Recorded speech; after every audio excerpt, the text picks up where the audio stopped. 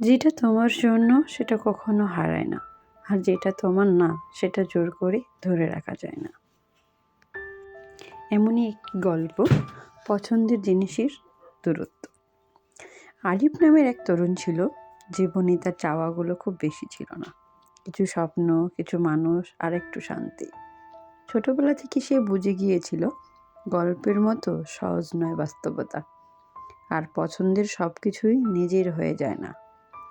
তার জীবনে এই দুইটা জিনিস সে খুব চাইতো, একটা চাকরি আর একজন মানুষ। চাকরিটা সে পাওয়ার জন্য চেষ্টা করতো দিনরাত, পরীক্ষা দিত, ইন্টারভিউ দিত, আর প্রত্যাখ্যান শুনে হতাশ হয়ে চুপচাপ ঘরে ফিরে আসতো।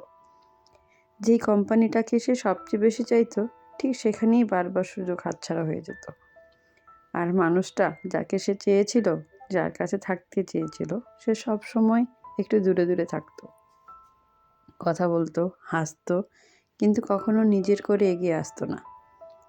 আরিফ মাঝে মাঝেই রাতের আকাশ দেখে ভাবতো, সবসময় কেন আমার পছন্দের জিনিস দূরে থাকে। একদিন তার এক বন্ধু কথাগুলো তার মনে পড়ে গেল। যেটা তোমার জন্য সেটা কখনো হারায় না, আর যেটা তোমার না সেটা জোর করে ধরে রাখা যায় না। ধীরে ধীরে আরিফ বুঝলো, জীবন মানে শুধু অর্জন নয়, ছাড়তেও শেখা লাগে।